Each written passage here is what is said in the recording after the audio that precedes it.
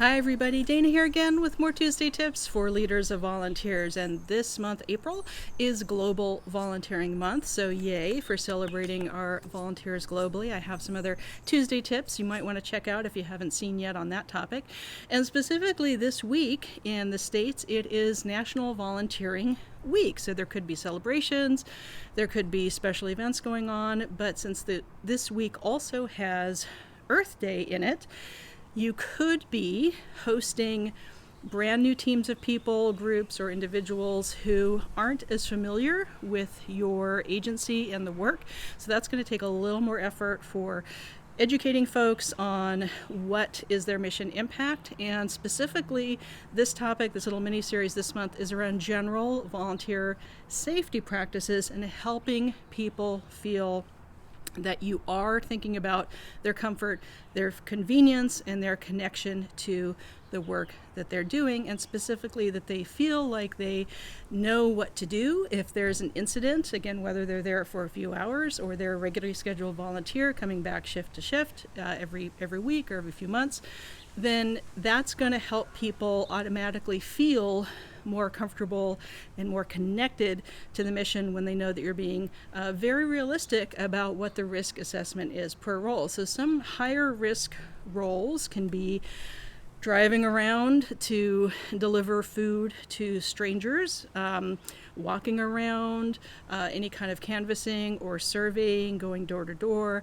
But also I've done a lot of work with conservation agencies where volunteers are doing outdoor projects out away, what might be only 20 minutes away from a major city, but they may not be as comfortable being out in nature and understanding the real risks versus imagined or movie of the week risks that can occur with any situation. So no matter what the volunteer role is, think about having, if you don't already, this is really good practice to have safety and incident kind of responses in a volunteer handbook, in an internal program manual, so that all paid staff and volunteers know what to do if someone's injured, if someone falls ill, if there's a problem working with someone in the community, whether that's a client or a customer or a member of the general public who isn't involved with the event, comes in and disrupts an event. So have it be really, really clear in a written policy of,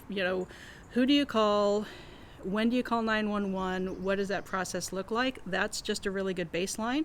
I also, when I've had volunteers do something like client wellness checks or food delivery, they're usually, especially if it's new people, then they go in a small group or a buddy system. But if it's a regularly occurring volunteer and someone new is shadowing them to learn that, I really like that buddy system approach to someone feeling comfortable in a role. If there's any sort of risk for emotional or compassion fatigue, if they're seeing people in difficult circumstances and they're not used to that in their day-to-day lives, that can land in a really heavy way with folks if they're not accustomed to that. So kind of keeping those in mind. Another thing that I found to be very useful is, again, no matter what the role is, but especially if it's a little higher risk, like being outdoors or interacting with the general public or driving somewhere new, is have a safety checklist for their vehicle, have a safety checklist for the project, maybe a little end of the day report of like, hey, I saw Ted, I dropped off his food and his groceries. I'm a little concerned today.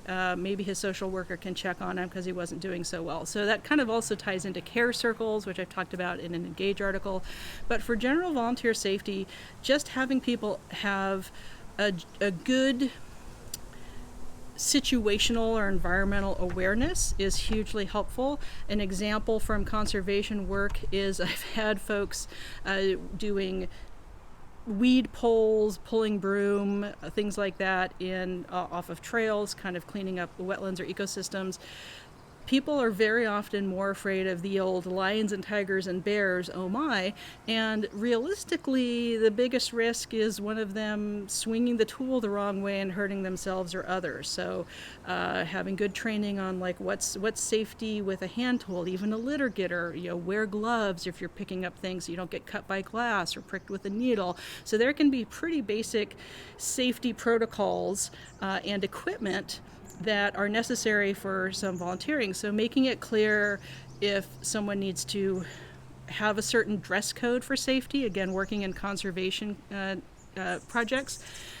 Closed-toed shoes, long pants, slacks, not just leggings, sometimes long sleeves, sometimes not, and then the agency providing gloves or goggles or hand tools as needed. So just kind of making it clear, what does someone need to bring from home, what's provided by the agency for this task, and if they're using their personal vehicle. We just want to go well beyond the official paperwork of a release of liability and help people understand that, yeah, we genuinely want to support you and have you feel safe and that you're welcomed here and that you belong and that your work is important. And sometimes that means having a little talk about, you know what, a bee sting or a tick can be a lot more dangerous for an allergic reaction or a Lyme disease transmission.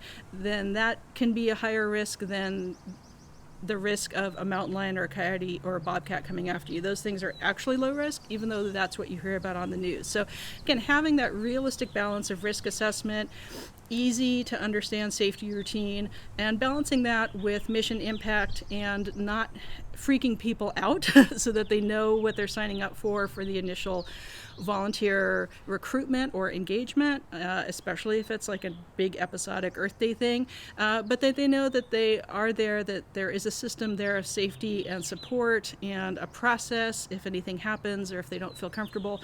One of the biggest safety tips that I had with groups of educational volunteers like docents taking groups and families on hikes is not just the buddy system that I mentioned earlier, that there would be at least 2 docents going out with a group. There are at least 2 people from the agency who know the processes and what they're doing, and they're well trained on all of the things that could or would happen on their trip or on their project.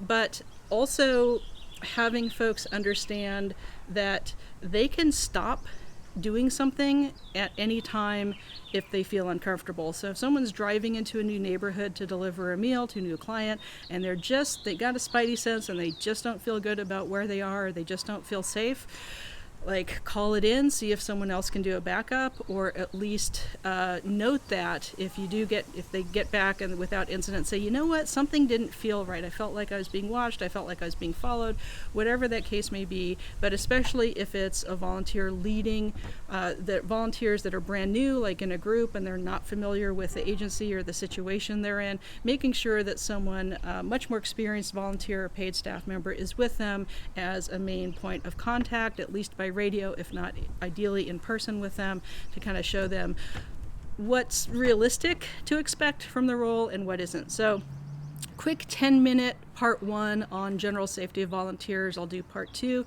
next week. And in the meantime, enjoy Global Volunteer Month, enjoy National Volunteering Week with whatever special events, and be safe. Have all kinds of things written in your handbook, internal program manuals, safety briefings on the day, whatever it takes to have people feel welcomed and belonging and that they're part of something more important and bigger than themselves. So I hope you enjoy all of these weekly Tuesday tips and special guests with priceless advice. If you're not yet subscribed, please do that below and hit like and share this post far and wide with other leaders of volunteers, and we'll see you all next time.